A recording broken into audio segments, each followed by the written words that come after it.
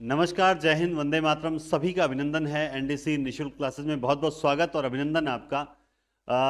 Classes में जो बीच में कई बार लंबा गैप आता है, निश्चित रूप से आप सभी जानते हैं कि कोई ना कोई ऐसा अत्यावश्यक कार्य होता है जिसके कारण मैं क्लासेस बिल्कुल चाहकर भी नहीं ले पाता। और सबसे इम्पॉर्टेंट अभी काम जो चल रहा है वो चल रहा है किताब का। किताब जो है मतलब अब तक डिस्पैच हो जानी स्टार्ट चाहिए थी, लेकिन वो नहीं हो पाई। इसलिए आप जानते हैं कि मतलब ऐसा भी नहीं है। स्टूडेंट जो बराबर बोल रहे हैं सर हमारी किताब कब आएगी, मैं बराबर खुद अटेंड करके उनको बता रहा हूँ कि भाई ये कारण है और इस कारण से थोड़ी सी लेट है। आप थोड़ा सा धैर्य विश्वास बनाए रखें, बहुत जल्द आप तक पहुंचाएंगे। ठीक है, क्योंकि थोड़ा सा अकेले आदमी पर काम ज़्यादा आ जाता है, इसीलिए हमने एक बार ऑनलाइन बुकिंग एक बार थोड़ी सी रोक रखी है। इसलिए रोक रखी है कि एक बार पहले ही जितनी जो उम्मीद थी उससे ज़्यादा बुक हो गई, तो इसलिए वो उतनी पब्लिश होकर हमारे पास आ जाए, उसके बाद हम डिस्पैच करनी स्टार्ट कर देंगे। तब तक वो एड्रेस वाला लगभग कंफर्म हो चुका है और बस थोड़े से कुछ शेष बचे हैं, उन उन तक भी कॉलिंग जो है वो पहुंच जाएगी। ठीक है, तो थोड़ा सा धैर्य और विश्वास बनाए रखें। कमेंट में किताब का ना पूछे, मैं पहले ही सूचना दे देता हूं, बहुत जल्द आप तक किताब जो है पहुंचेगी। अब बात करते हैं, आज हमारी वाक्य की क्लास है, लेकिन उससे इंपॉर्टेंट है अभी जो एक संडे को हमने टेस्ट करवाया था, फ्री टेस्ट। और वो टेस्ट करवाया था उन जरूरतमंद छात्रों के लिए जो जरूरतमंद छात्र मतलब टेस्ट सीरीज जो है उनको थोड़ा सा मतलब हैवी लगती है। हालांकि हैवी है नहीं, फिर भी लगती है कि सर केवल टेस्ट सीरीज जो है वो फलान मतलब इतने रुपए मिलती है, आप तो इतना। देखो, हमारी टेस्ट सीरीज में नोट्स हैं, सबसे इंपॉर्टेंट चीज है। और इसके अलावा भी टेस्ट सीरीज के अंदर लास्ट में जो एक संक्षिप्त सार संग्रह निकालेंगे वो भी हम नोट्स में अवेलेबल करवाएंगे। तो एक तो ये बेस्ट चीज है जो आपको 10,000 रुपए में भी नहीं मिल सकती, तो वो चीज। दूसरी, टेस्ट सीरीज में टेस्ट की कोई सीमा नहीं है, हालांकि वो तो हमने दे रखा है 50 टेस्ट का शेड्यूल होगा वगैरह। आपको बहुत से टेस्ट मिलेंगे, बहुत सी पीडीएफ मिलेगी। सर कब मिलेगी, ये उतावलापन न रखें, क्योंकि समय आने पर मिलेगी। धीरे धीरे रे मना धीरे सब कुछ होए, माली सींचे सोगड़ा ऋतु आए फल होए। तो थोड़ा सा धीरज आपको रखना पड़ेगा। तो अब हमने जो टेस्ट करवाया था, अब देखते हैं उस टेस्ट में क्या हुआ कि कुछ महानुभावों ने चीटिंग की हदें पार कर दी। और वो कैसे करते हैं चीटिंग, ये भी आपको बताता हूं। दो मतलब आप जानते हैं अभी एक वो एसआईटी जांच में पकड़े गए हैं जिसने अपने मित्र की जगह जो है बैठकर पेपर दिए, पकड़े गए हैं ना ऐसे लोग, है ना। तो ये भी एक तरह से फ्री टेस्ट था उन जरूरतमंद छात्रों के लिए जो बेचारे नहीं टेस्ट ले पा रहे हैं। तो उनको मैंने कहा देखो, एकदम निःशुल्क कुछ चीज नहीं देनी चाहिए। क्लासेस निःशुल्क दे रहे हैं, तो उसमें बदले में आपसे क्या लेता हूं, आपका फीडबैक मांगता हूं, आपकी रेगुलरिटी मांगता हूं, नियमितता मांगता हूं, आपका समय मांगता हूं। ये चीज जो होती है कि नहीं होती। ठीक है, तो उनको कहा कि भाई आप अच्छा परफॉर्मेंस करो और मुझे व्हाट्सएप पे दिखाना, सर मेरी ये रैंक आई है, मैंने ईमानदारी से टेस्ट दिया है, मैं आपको कुछ छूट दूंगा।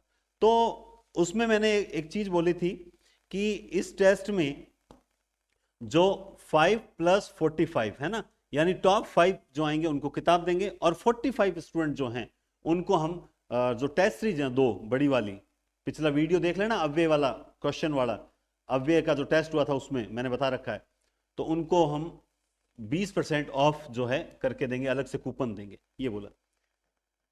अब देखने में ये आया कि जरूरतमंद बेचारे पीछे रह गए। एक मित्र ने पहले टेस्ट जैसे तैसे गलत सलत दे लिया, फिर उसकी आंसर की निकाल ली, और दूसरे ने फटाफट अपनी आईडी से जो है वो सारे के सारे आंसर सही लिख दिए। अरे 2-3 प्रश्न तो ऐसे थे जो कम से कम 5-5 मिनट लेते थे पढ़ने में कि ये कहना क्या चाह रहा है, पूछना क्या चाह रहा है। तो ये चीटिंग नहीं करनी चाहिए। फिर आप बोलते हो सर आप टेस्ट नहीं लेते, ये नहीं, क्या मतलब है। पढ़ना हर कोई नहीं चाहता है। अगर हर कोई पढ़ना चाहता तो 3 लाख फॉर्म भरे जाते हैं, उनमें से सिर्फ 1200 या 1500 या जितनी मान लो 1800 सीट होती है, तो इतने कैंडिडेट सेलेक्ट क्यों होते हैं। और या फिर हाईएस्ट मान लो इससे डबल, यानी असली पढ़ने वाले स्टूडेंट होते हैं 5000, बाकी स्टूडेंट कहीं ना कहीं कोई ना कोई ऐसी गलती करते हैं, लापरवाही करते हैं, जिसके कारण वो चूक जाते हैं। लेकिन असल में कंपटीशन 5000 बच्चों के बीच में ही होता है, वही होते हैं असली कंपटीटर। बाकी तो सिर्फ और सिर्फ कोई ना कोई लापरवाही करते हैं, टाइम मिल गया तो पढ़ लिए, ऐसा नहीं चलता है। मतलब अपना जीवन समर्पित करना पड़ेगा, यूं मान लीजिए आप। और अभी आप नहीं मान सकते तो एक बहुत अच्छी मूवी चल रही है 12th फेल, कितनी अच्छी मूवी है। मतलब किस तरह से पढ़ने के लिए आदमी पहले तो वो चीज बताते हैं कि वो किस तरह से वो आईपीएस की सीट निकाल लेता है। तो सर ये तो फिल्में हैं। अरे नहीं यार, ये हकीकत कहानियां होती है, ये हकीकत कहानियां होती है असल में। चलिए, तो अब मैं बात बताता हूं। देखिए, ये टेस्ट मात्र 1354 जनों ने दिया था। क्यों? बाकी क्या है, फॉर्म नहीं अप्लाई करेंगे। 22,000 कैंडिडेट थे।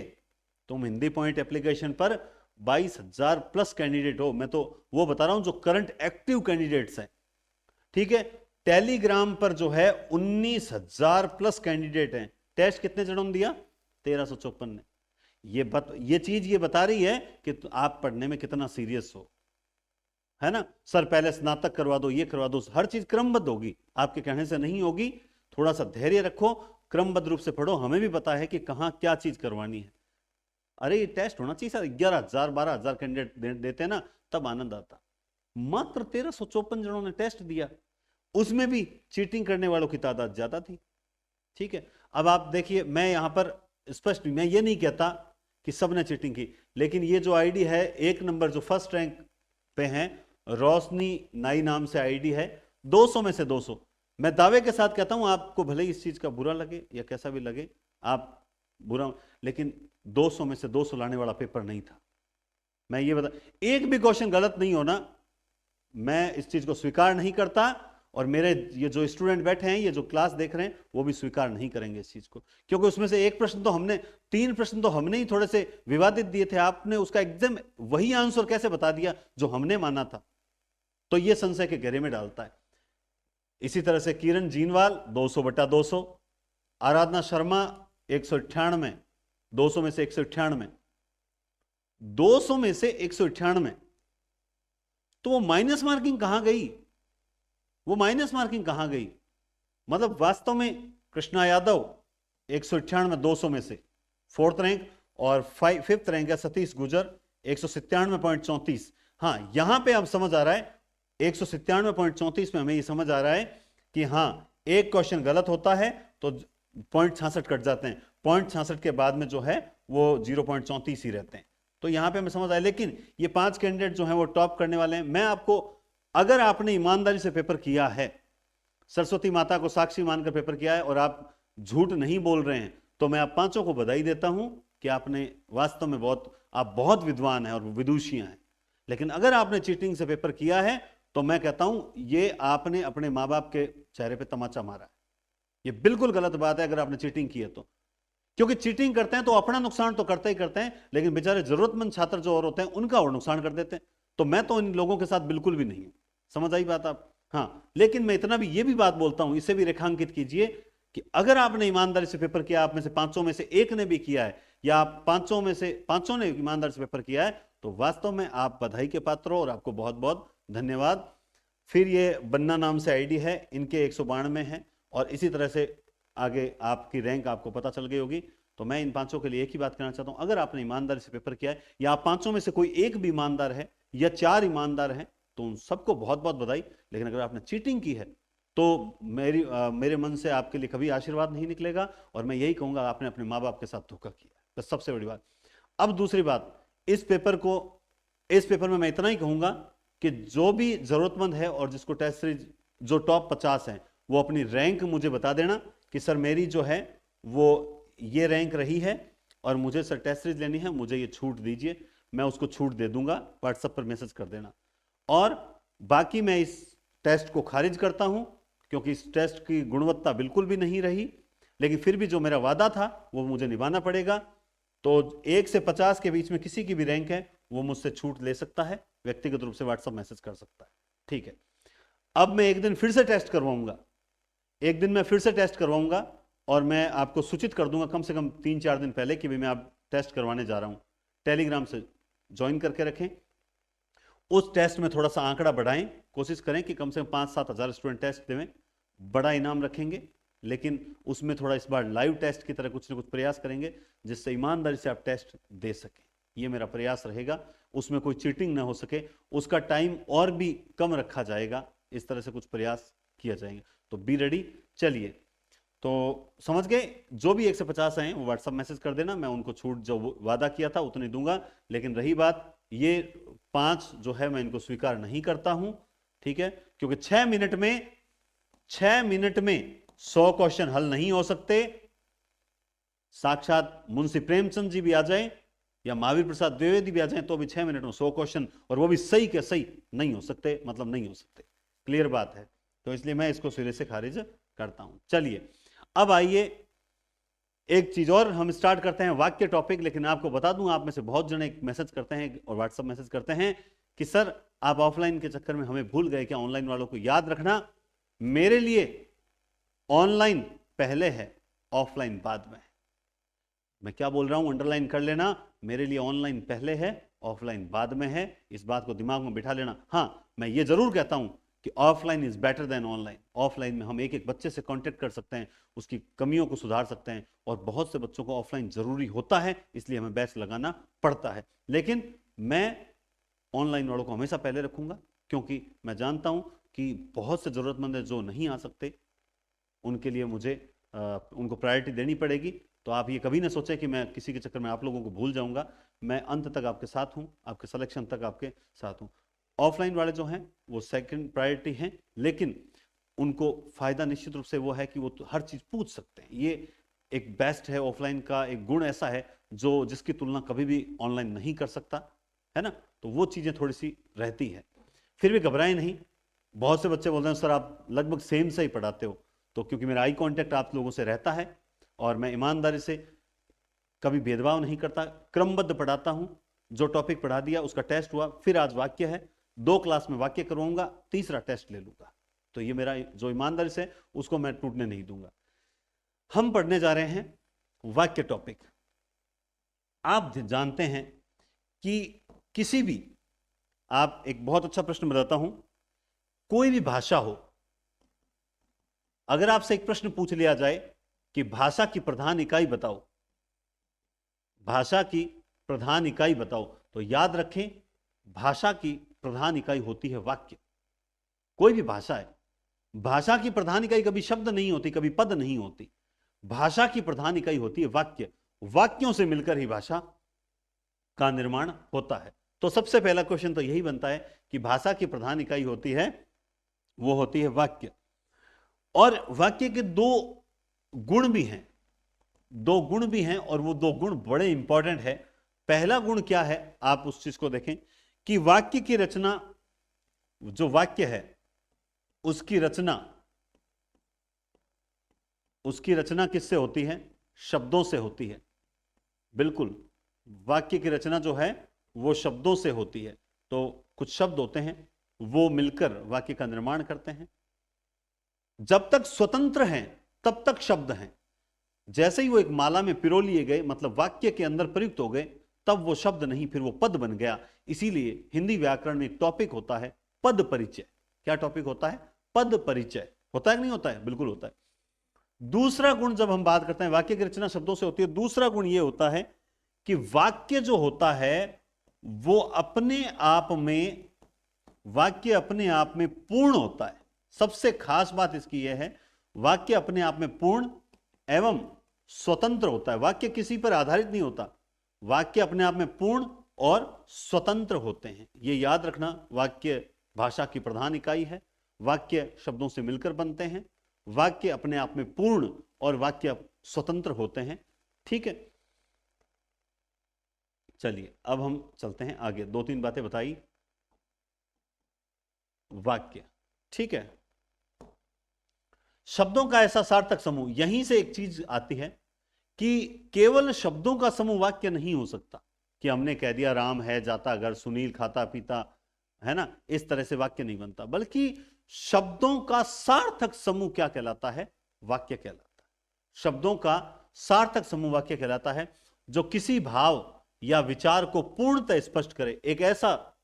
कुछ ऐसे शब्द जो सार्थकता से प्रयुक्त होते हैं और किसी एक भाव या एक विचार को पूर्णतः स्पष्ट कर देते हैं, वही वाक्य कहलाता है। शब्दों का ऐसा सार्थक समूह जो किसी भाव या विचार को पूर्णतः स्पष्ट करे। पूर्णतः स्पष्ट करने का मतलब यह है कि जो सुनने वाला है वो उस वाक्य का अर्थ तुरंत ग्रहण करे और वैसा का वैसा अर्थ ग्रहण करें जैसा कि जो बोलने वाला बताना चाहता था। वही वाक्य सार्थक कहलाता है। वाक्य भाषा की प्रधान इकाई है, ये बात हमारी हो चुकी है। जैसे राम ने किताब पढ़ी, इससे हमें पता लग गया कि राम नाम का कोई व्यक्ति है और उसने किताब पढ़ी। तो यहां पे याद रखें राम, ठीक है, राम ने किताब पढ़ी, समझ रहे हो बात आप? तो ध्यान रखें, अब राम किताब पढ़ी, ये जो चीजें हैं, राम किताब पढ़ी ने, ये वाक्य नहीं है। क्यों? ये सार्थक नहीं है। केवल शब्दों का समूह कभी वाक्य नहीं हो सकता है। ठीक है, आगे चलते हैं। वाक्य के घटक दो होते हैं, या मैं बोलूं कि वाक्य के अंग दो होते हैं। बोला अंग क्या होते हैं या घटक क्या होते हैं? तो देखिए, एक वाक्य का घटक होता है जिसे हम बोलते हैं उद्देश्य, और दूसरा होता है विधेय। तो सबसे पहले उद्देश्य क्या होता है? उद्देश्य का मतलब होता है वाक्य का प्रधान कर्ता। जो वाक्य का प्रधान या मुख्य कर्ता होता है वही वाक्य का उद्देश्य होता है। तो मतलब क्या कहना चाहते हैं सर आप, क्या होता है उद्देश्य? यानी वाक्य जो है, उद्देश्य का मतलब यह हुआ कि वाक्य किसके बारे में कहा जा रहा है वही वाक्य का उद्देश्य होता है। तो यहां पे वाक्य में जिसके बारे में वाक्य कहा जाता है वही वाक्य का उद्देश्य होता है। जैसे ये राम ने किताब पढ़ी है वाक्य, तो यहां पे ये जो वाक्य पूरा बोला गया है कि भाई फलाना व्यक्ति उसने किताब, ये वाक्य किसके बारे में? तो बोला ये राम के बारे में। तो वाक्य में जो राम है वही क्या है? वाक्य का कर्ता है। सिंपल सी बात है। ठीक है, तो कुछ कहा जाए अर्थात वाक्य का कर्ता ही वाक्य का उद्देश्य होता है। तो यानी किसी भी वाक्य को ले लो, सूर्य पूर्व दिशा से उदय होता है, मोहन खाना खा रहा है, सीता नाच रही है, शर्मा जी कक्षा में पढ़ा रहे हैं, तो ये वाक्य जिन जिन के बारे में कहे जा रहे हैं वो सारे वाक्य के उद्देश्य हैं। उदाहरण जैसे सुमन अध्यापिका है, तो ये वाक्य किसके बारे में बोला गया? बोला सुमन के बारे में। तो बस वाक्य में उद्देश्य क्या हुई? वाक्य में उद्देश्य हो गई सुमन। सिंपल सी बात है। तो ज्यादा टेंशन नहीं लेनी, इजी वे में आप करोगे तो आपको पता लग जाएगा। दूसरा अंग इसका या घटक होता है विधेय। अंग या घटक होता है विधेय। अर्थात यह होता है कि वाक्य में जो उद्देश्य, मतलब विधेय यानी उद्देश्य के बारे में जो कुछ भी कहा जाता है वो विधेय होता है। मोस्टली विधेय के अंतर्गत जो है वो क्रिया आती है, और हम मुख्य अंग तो वैसे क्रिया ही है, और वैसे हम क्रिया और कर्म दोनों को शामिल कर लेते हैं। अब एक चीज यहां पर यह भी याद रखने लायक है कि अगर ये तीनों वाक्य के तत्व हैं, कर्ता है, क्रिया है और कर्म है, ये तीन से मिलकर वाक्य का निर्माण होता है। अगर पूछ लिया जाए इन तीन में सबसे इंपॉर्टेंट कौन सा है जिसके बिना वाक्य की कल्पना भी नहीं की जा सकती, तो याद रखना वो क्रिया। किसी भी वाक्य में कर्ता हो नहीं हो चल जाता है, कर्म हो नहीं हो चल जाता है, लेकिन कोई भी वाक्य, किसी भी वाक्य में अगर क्रिया नहीं है तो वो वाक्य ही नहीं है। अगर क्रिया नहीं है तो वो वाक्य ही नहीं है। और अगर आपसे उद्देश्य और विधेय में से पूछा जाए कि वाक्य का अनिवार्य अंग या घटक कौन सा है, तो वो विधेय है। वो क्या है? विधेय, न कि उद्देश्य। क्योंकि उद्देश्य न हो चल जाएगा, विधेय के बिना चलती नहीं है। और विधेय का मतलब ही क्या होती है? क्रिया होती है। विधेय का मतलब ही क्या होती है? क्रिया होती है। ठीक है, चलिए आगे आए। तो उद्देश्य के विषय में जो कुछ भी कहा जाता है वो विधेय कहलाता है। जैसे दशरथ पुत्र राम ने रावण को तीर मारा, तो अब आप नोटिस कीजिए यहां पे ये वाक्य किसके बारे में कहा गया? बोला राम के बारे में। तो राम क्या है? राम है वाक्य का उद्देश्य। अब इस उद्देश्य के बारे में क्या कहा गया? बोला इसने रावण को तीर मारा।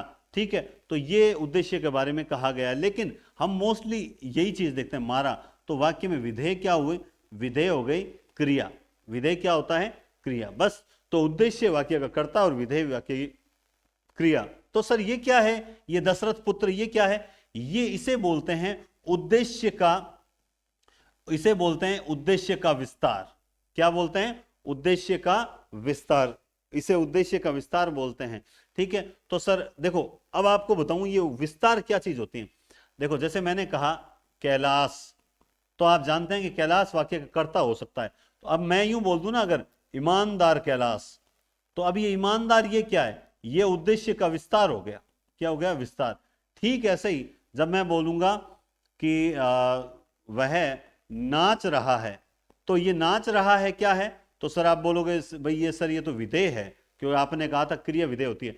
अब मैंने कहा कि वह तो बहुत जोर से नाच रहा है, जोर जोर से दौड़ते हुए, इधर उधर भागते हुए बहुत जोर से नाच रहा है। अब ये क्या हो गया? तो सर ये हो गया विधेय का विस्तार। ये क्या हो गया, विधेय का विस्तार हो गया। इस बार हम जो टॉपिक कर रहे हैं तो इसमें हम प्रयास करेंगे कुछ विस्तार की चीजें भी हम बीच बीच में लेते हुए चलें, और कल की क्लास में मैं आपको थोड़ा विस्तार वगैरह के बारे में बताता हुआ चलूं, ठीक है। अब बात आती है वाक्य के गुणों की।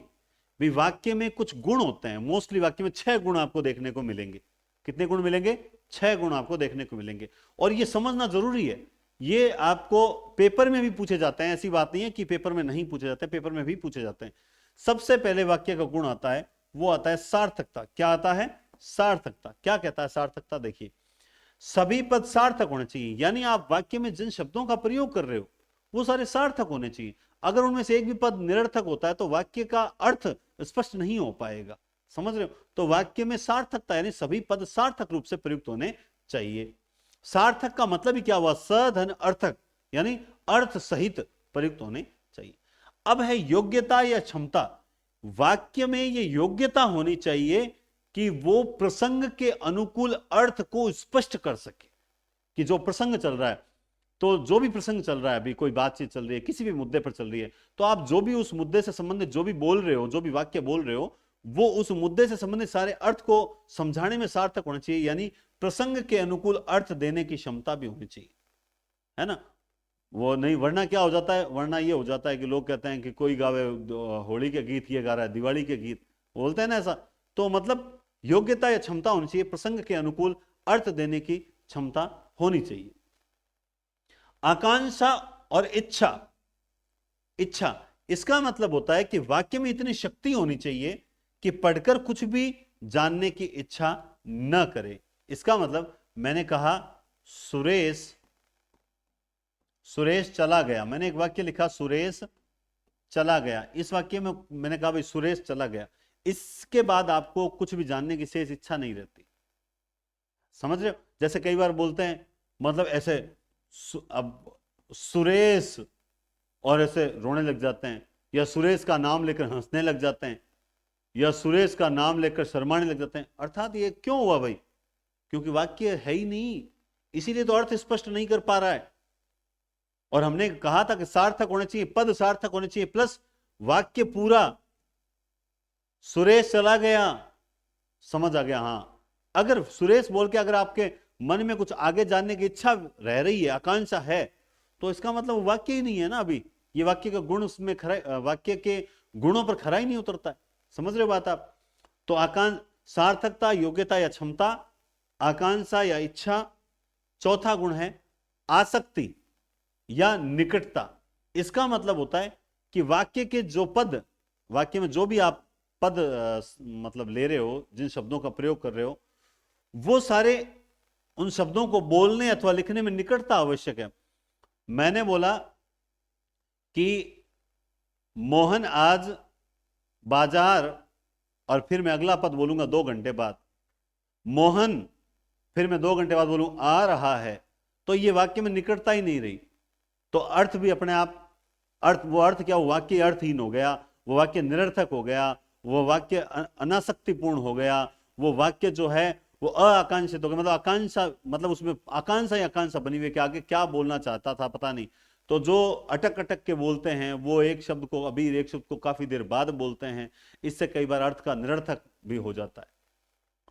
परक्रम उचित होना चाहिए, मतलब वाक्य में जो पदों को क्रम है, यानी वो जो अपना सिस्टम है कि सबसे पहले कर्ता, फिर जो है कर्म, और फिर क्रिया, इसके अकॉर्डिंग अपना जो सूत्र है, इसके अकॉर्डिंग ही पूरा वाक्य चलना चाहिए। पद क्रम उचित होना चाहिए, ऐसा नहीं पहले क्रिया आ गई फिर कर्म आ गया फिर कर्ता, ऐसा नहीं होना चाहिए। अन्वय या मेल, कर्ता कर्म क्रिया में लिंग वचन पुरुष, हां ये भी साथ में अन्वय या मेल, कर्ता के अकॉर्डिंग लिंग होना चाहिए क्रिया का, है ना। वो सुनीता खाना खाता है, मोहिनी खाना खाती है, मतलब सॉरी राहुल खाना खाती है, मोहिनी खाना खाता है, इस तरह नहीं होना चाहिए, समझ गए बात आप। तो अन्वय या मेल, कर्ता कर्म क्रिया लिंग वचन पुरुष का मेल आवश्यक है, समझ गए बात आप, ठीक है। कुछ चीजें ऑफलाइन से बेस्ट ऑनलाइन में होती है, कुछ चीजें ऑनलाइन से बेस्ट ऑफलाइन में होती है, सब चीजें एक जगह कभी नहीं मिलती। ऑनलाइन के कुछ सुख हैं तो कुछ दुख हैं, ऑफलाइन के सुख ज्यादा हैं दुख कम है। ऑनलाइन ऑफलाइन में दुख ये चीज है कि एक तो टिक के बैठ नहीं पाते, बीच में छुट्टी लेनी पड़ती है, कई बार पढ़ने का मन नहीं होता, कई बार लगता है कि नहीं, मतलब देखो, पढ़ना अपने आप में एक तपस्या है, पढ़ना अपने आप में एक तपस्या है। और आज क्या सिस्टम चल रहा है कि जो पढ़ नहीं पा रहे हैं वो बेचारे पढ़ने के लिए तरस रहे हैं, और जिनको पढ़ने का मौका मिल रहा है वो असल में क्या कर रहे हैं, पढ़ाई को इग्नोर कर रहे हैं। यही हकीकत हो रही है, ठीक है, लेकिन नहीं होनी चाहिए। बाकी ईश्वर की इच्छा है, उनके भाग्य में यही लिखा है, तो क्या कर सकते हैं। अर्थ के आधार पर 8 प्रकार के वाक्य होते हैं। तो वाक्यों के भेद जो हैं वो 2 प्रकार से, अर्थ और रचना के आधार पे। अर्थ के आधार पर 8 प्रकार के वाक्य होते हैं, जबकि रचना के आधार पे होते हैं 3 प्रकार के वाक्य। हम जानते भी हैं कि रचना के आधार पर जो 3 प्रकार के वाक्य होते हैं वो होता है सरल, वो होता है मिश्र, और वो होता है संयुक्त। ये होते हैं रचना के आधार पर होते हैं। जबकि अर्थ के आधार पर जो 8 प्रकार के वाक्य होते हैं, मैं हमेशा रचना के आधार पर वाले पहले करवाता हूं, आज मैं आपको अर्थ के आधार वाले पहले करवाऊंगा, ठीक है। हां, तो अर्थ के आधार पर जो 8 प्रकार के वाक्य होते हैं वो आप देखिए, ठीक है। हां, 8 प्रकार के। सबसे पहला, अर्थ के आधार पर जो 8 भेद होते हैं उसमें सबसे पहला होता है विधानवाचक। विधानवाचक कहूं या कथनात्मक कहूं, दोनों एक ही चीज है। विधानवाचक या कथनात्मक दोनों एक ही चीज है। विधान कथन मतलब जो भी आप सामान्य कथन बोलते हो, मोहन खाना खा रहा है, सूर्य पूर्व से उदय होता है, गाय दूध देती है, बच्चे स्कूल जा रहे हैं, सर पढ़ा रहे हैं, हम पढ़ रहे हैं, इस तरह के जो सामान्य कथन है वो सारे के सारे इसी में आते हैं। यानी सामान्य कथन अथवा किसी वस्तु या व्यक्ति की जो स्थिति और अवस्था का बोध करने वाले जो सरल संक्षिप्त कथनात्मक वाक्य होते हैं वो सारे इसी में आते हैं। सूर्य पूर्व में उदय होता है, छात्राएं नृत्य कर रही है, मोहन जो है वो सो रहा है ना, मोहन सो रहा है, राजस्थान वीरों की भूमि है, राजस्थान जो है वो वीरों की भूमि है। इस तरह के जो सिंपल सिंपल वाक्य होते हैं वो सारे के सारे किसके अंतर्गत आते हैं, वो कथनात्मक या फिर विधानवाचक के अंतर्गत आते हैं। दूसरे नंबर में आता है नकारात्मक या फिर इसे बोलो निषेधवाचक वाक्य। जिन वाक्यों में किसी कार्य को करने का निषेध होता है कि भाई आप इस कार्य को नहीं कर सकते, निषेध होता है, उन्हें निषेधवाचक कहते हैं। जैसे कल मत आना, मतलब कल आने पर क्या लगा दिया, निषेध, प्रतिबंध लगा दिया। मैं आज नहीं लिखूंगा, आज लिखने पे क्या लगा दिया, प्रतिबंध लगा दिया। कल मत आना, ना ना ऐसा मत करो, है ना। तो इस तरह से ये होते हैं नकारात्मक या निषेधवाचक वाक्य होते हैं। समझ के बात आप। जैसे वे नहीं जा रहे हैं, मैंने उनको बहुत कहा लेकिन वे नहीं जा रहे हैं, वे नहीं जा रहे हैं, ठीक है। हम खाना नहीं खाएंगे। ये जो आप देखते ही पता लगा लोगे कि हाँ सर इसमें कौन सा वाक्य है या नहीं, इस तरह से आप पता लगा लोगे। अब आता है आज्ञार्थक या फिर विधिवाचक। आज्ञार्थक या फिर विधिवाचक। आज्ञार्थक वाक्य ये बोलते ही ध्यान रखना, एक तो आज्ञा हो चाहे विधि, तो आज्ञा विधि के अकॉर्डिंग होनी चाहिए। आज्ञार्थक और विधिवाचक दोनों एक ही चीज है, अलग अलग नहीं है। आज्ञार्थक या विधिवाचक, जिन वाक्यों में आज्ञा हो, पहली चीज क्या होनी चाहिए, आज्ञा। कृपया आज्ञा, जैसे बाहर खेलो, यहां से चले जाओ, ठीक है, तुम ये 2 गिलास पानी लेकर आओ, ये क्या आज्ञा है। तुम जाकर बाहर बैठो, ये क्या है, आज्ञा है। दूसरा होता है निर्देश। आपको किसी कार्य को करने के निर्देश की, सभी को जो है ये कार्य करना है, इस तरह शाम को 5 बजे मीटिंग। ये आदेश में, आदेश और निर्देश में बहुत बड़ा माइनर अंतर है, मतलब बहुत छोटा अंतर है, लेकिन आपको अभी बताते हैं कैसे होगा। तीसरा होता है प्रार्थना अथवा विनय। जैसे कृपया बाहर बैठिए, कृपया एक गाना सुनाइए, कृपया एक बार एक कोई जोक सुना दीजिए। इस तरह से हम जो निवेदन करते हैं वो होते हैं। अब जैसे इसमें लिख रखा है अपना अपना काम करो, ये क्या है, ये आज्ञा है। ये क्या है, इसे हम बोलते हैं आज्ञा, ठीक है ना। और कृपया आप बाहर बैठिए, ये क्या है, ये है निवेदन, ये निवेदन है। ये आज्ञा हो गई, ये निवेदन हो गया, ठीक है। और जैसे सभी अपना अपना काम समय पर करें। इस तरह का ये एक तरह से निर्देश में भी चला जाता है कि कृपया, जो मतलब जो आदेश आते हैं, हम उसे बोलते तो आदेश हैं, लेकिन कई बार जो है निर्देश दिए जाते हैं नीचे कि भाई आपको ये काम ऐसे, जैसे मान लो फॉर्म भरते समय अपने नाम की स्पेलिंग एक बार चेक जरूर कर लीजिए। फॉर्म भरते समय अपने जो नाम को कैपिटल अक्षरों में लिखें। ये निर्देश होते हैं, इन्हें क्या बोलते हैं? निर्देश बोलते हैं कि भाई आपको कोई काम कैसे करना है। बात समझ गए आप?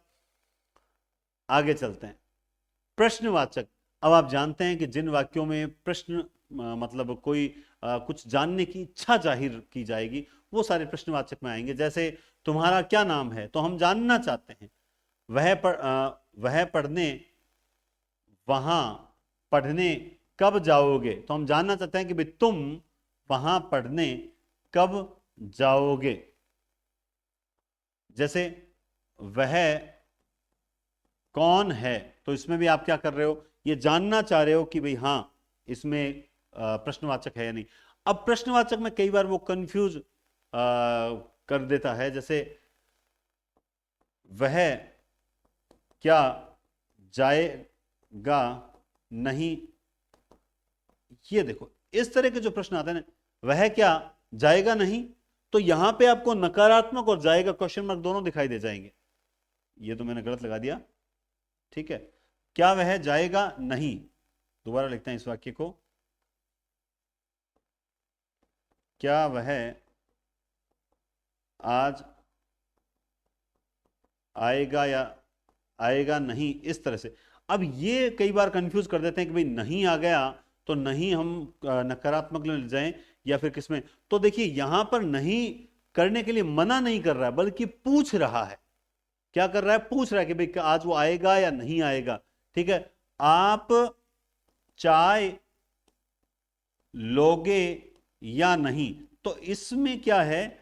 इसमें आप देखो ये जो नहीं है, ये नकारात्मक वाला नहीं है, निषेधवाचक नहीं है, बल्कि ये प्रश्नवाचक पूछ रहा है भाई आप आओ चाय लोगे या नहीं लोगे, हमें आप बता दीजिए। तो इसमें जानने की इच्छा है, तो ये प्रश्नवाचक में आते हैं सारे के सारे। फिर आता है 5वें नंबर पे इच्छावाचक। क्या आता है? इच्छावाचक।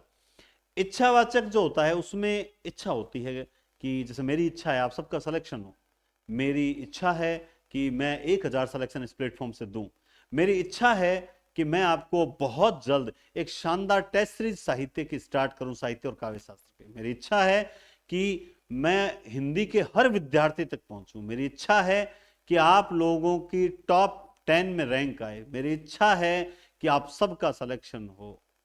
रोडवेज की इच्छा है कि सबकी यात्रा या आपकी यात्रा मंगलमय हो, लेकिन कई बार ड्राइवर की इच्छा नहीं होती और यात्रा मंगलमय नहीं होती।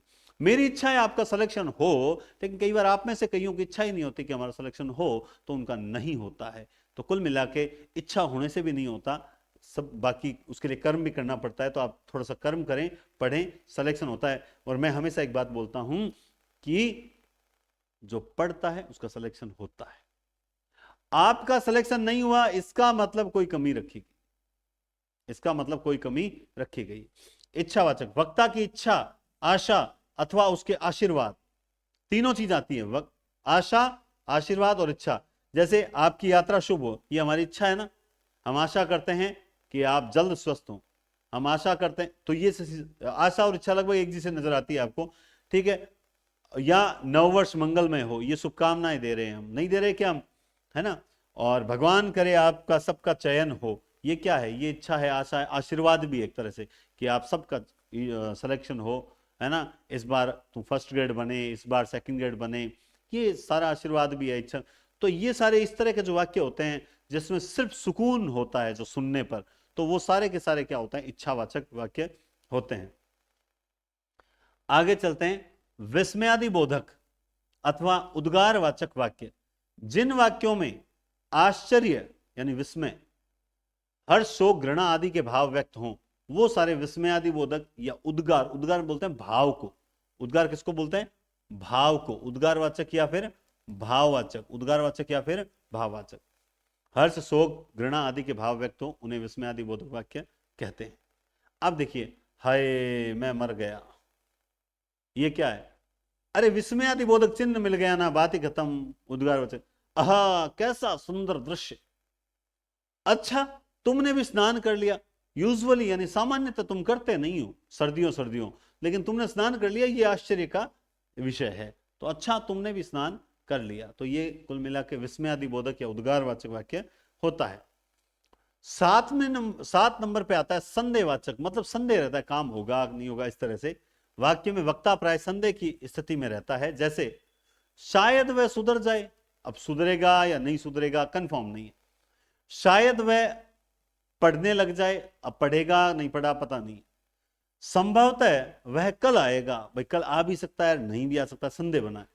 हो सकता है आज वर्षा हो, बादल देखकर अनुमान लगाए भाई हो सकता है आज वर्षा हो सकती है ना। या फिर मान लो आज ठंड जबरदस्त, आज जबरदस्त ठंड पड़ेगी, आज रात ठंडी हो सकती है। तो ये वह आया होगा या नहीं आया होगा। अब देखो ये बड़ा अच्छा है, देखो एक बात ध्यान रखना, आप चाय लेंगे या कॉफी, आप चाय लोगे या नहीं, ध्यान से समझना, आप चाय लोगे या नहीं। इस वाक्य में प्रश्न है कि आप चाय लोगे या नहीं, जानना चाहता हूं। लेकिन वह आया होगा या नहीं, इसमें आपको कहीं नकारात्मकता की ओर आपका दिमाग जाएगा। कहां जाएगा? नकारात्मकता की ओर दिमाग जाएगा। लेकिन ध्यान रखना, इसमें निषेध वाला नहीं है। वह आया होगा या नहीं, यहां कोई प्रश्न नहीं पूछ रहा है, बल्कि संदेह। ये जो होगा शब्द है ना, ये हमें बता रहा है कि वो जो वक्ता है वो संदेह की स्थिति में है कि वह आया होगा या नहीं, पता नहीं है भाई। वो आप, मुझे नहीं पता आया होगा कि नहीं आया होगा। रोज इस वक्त तक आ जाता है 7 बजे तक, आज आया होगा कि नहीं आया होगा मैं नहीं जानता। तो यहां पे एस टाइप के वाक्य में मैं फिर बोलता हूं, जल्दबाजी में गलती होती है। बहुत से स्टूडेंट जल्दबाजी में गलती करते हैं। इनफैक्ट हिंदी को छोड़ दूं अगर मैं, तो आज देखो प्रैक्टिस का खेल है सारा। हिंदी के क्वेश्चंस में मतलब मेरे जो गलती करने की जो मिस्टेक है वो 0.1% मानता हूं मैं, कि मैं आता हुआ प्रश्न जो है वो 0.1% गलत करूंगा। लेकिन मैं करूंगा तो सही ना, मतलब 1% कुछ चांस तो है ना गलत करने के। लेकिन यही आज दूसरे पेपर जब होते हैं तो मेरा चांसेस 5% तक भी प्लस भी जा सकता है, 10% तक भी जा सकता है। क्यों? क्योंकि उन सब्जेक्ट की मेरी प्रैक्टिस नहीं है। प्रैक्टिस छोड़े हुए 4-4, 5-5 साल हो चुके हैं, तो उनमें मैं गलती ज्यादा कर सकता हूं। तो यही तो खेल है। जो स्टूडेंट भागते हैं पढ़ने से, उनको बार बार बोलते हैं कि आपको जो अनुभव, अब जैसे मुझे ऑफलाइन में एक स्टूडेंट ने पूछा कि सर आप कितने साल से पढ़ा रहे हो? क्यों? क्योंकि कई बार होता है कि नहीं ये तो अभी अभी नहीं, ऐसा नहीं। तो मैं एक बात मैं जानता हूं, मैंने कहा 2010 से पढ़ा रहा हूं और अभी चल रहा है 2024। अब आप अनुमान लगा लीजिए मेरा सफर कितना लंबा रहा है। तो 2010 से पढ़ाना, बिल्कुल 2010 में पढ़ाना स्टार्ट किया, बहुत सी गलतियां की, बहुत से जगह पर ऐसा मतलब कई बार अड़े भी हैं, क्योंकि स्टूडेंट तरह तरह के क्वेश्चन लाते थे। लगातार प्रैक्टिस करते करते करते करते एक वो शैली अपनाई कि सरल तरीके से, एकदम सरल तरीके से कोई भी चीज जो है वो सुनने वाले या पढ़ने वाले तक पहुंचाई जा सके। तो वही चीज है, आपकी प्रैक्टिस बहुत इंपॉर्टेंट होती है। आप इस टाइप के क्वेश्चंस में गलती कभी नहीं करेंगे। तो प्रैक्टिस बहुत जरूरी है। संकेतवाचक, इन वाक्यों में किसी न किसी शर्त की पूर्ति का विधान किया जाता है। मतलब कोई काम होगा लेकिन उससे पहले एक शर्त रखी जाएगी। कैसे? वर्षा होती, अगर अच्छी वर्षा होती तो फसल अच्छी होती, तो वर्षा होती तो फसल अच्छी होती ना। वर्षा नहीं हुई तो फसल भी अच्छी नहीं हुई। शर्त थी कि फसल अच्छी कब होगी? जब वर्षा अच्छी होती। अगर राम आ जाता तो मेरा काम हो जाता, वो आया नहीं, मेरा काम नहीं हुआ। शर्त है, अगर वो आएगा तो तेरा काम हो जाएगा। देख, अगर वो नहीं आया, अक्सर ये सरकारी ऑफिस से जो है वहां ये चीज सुनने को मिलती है कि देखो कल बाबूजी आ गए तब तो आपका काम हो जाएगा, और बाबूजी टाइम पे नहीं आए तो आपका काम नहीं होगा। या फिर आप कई बार जाते हो तो कि अरे आज तो कंप्यूटर ऑपरेटर नहीं आया, वो आ जाएगा तो आपका काम तुरंत हो जाएगा, है ना, सुनने को मिलता है ना ये। यदि तुम मेहनत करोगे तो सफल भी होगे। अगर आप मेहनत करोगे तो सफल, अगर तुम सही ढंग से, नियमित रूप से, ईमानदारी से पढ़ते तो मैं लिख के देता हूं 101% सिलेक्शन होता। तुम ईमानदारी से पढ़े ही नहीं थे, सिलेक्शन कहां से होगा? नहीं होता है सिलेक्शन, तब नहीं होता है। ईमानदारी से पढ़ना पड़ता है, जी जान लगा के पढ़ना पड़ता है, मोबाइल छोड़ के पढ़ना पड़ता है। लेकिन हम लोग ये मशानियों बेराग है, 2-4 दिन तो अपनाते हैं, 5वें 6ठे दिन वापस खत्म कर देते हैं। हमारी ये जो बहुत बड़ी भूल है, ये मैं एक बात जानता हूं कि एक बार ये सोच के देखो, अगर इस बार वैकेंसी आई और आपका सिलेक्शन नहीं हुआ तो दुख कितना होगा। बोला बहुत दुख होगा। तो फिर पढ़ लो। मैं ईमानदारी से बोल रहा हूं कि मैं क्लासेस रोज देने का प्रयास करता हूं। रोज मैंने ये पीपीटी कल ही तैयार कर दी थी, कल भी मैं क्लास देना चाहता था, लेकिन कोई ना कोई दिमाग में जब मैं पजल रहता हूं थोड़ा सा, कि मेरे दिमाग में भी किताब वाली चिंता है थोड़ी सी, वो किताब फटाफट तक पहुंचानी है। वो कई बार क्या होता है, कुछ लोग बीच में साथ छोड़ देते हैं और फिर वो सारा सिस्टम बिगड़ जाता है। तो इस कारण से थोड़ी दिक्कत हो गई, वरना मैं आपको किताब अब तक जो है वो डिलीवर कर देता। तो उसके लिए तो वरना मैं जैसे ही ये किताब वाला प्रॉब्लम सॉल्व हुई, इधर आपकी क्लासेस एक के बाद एक कंटिन्यू क्लासेस हुई, और व्याकरण के तुरंत बाद में स्नातक स्तर करवाऊंगा। समझ गए बात आप। तो आज की ये क्लास है, हमने अर्थ के आधार पर पढ़े, कल हम थोड़े से रचना के आधार पर पढ़ेंगे, और फिर हो सकता है थोड़ा सा हम रचना के आधार पर पढ़ने के साथ साथ हम ये भी देखेंगे कि ये जो विस्तार होता है, कि ये कर्ता का विस्तार वगैरह, ये विस्तार कैसे होता है सर, हमें थोड़ा सा ये भी समझाएं। ठीक है, तो बहुत बहुत धन्यवाद। एक बार फिर से आपकी कंटिन्यूटी बनाने का प्रयास सफल रहे, बस इसी आशा के साथ बहुत बहुत धन्यवाद। टेक केयर और शुभ रात्रि।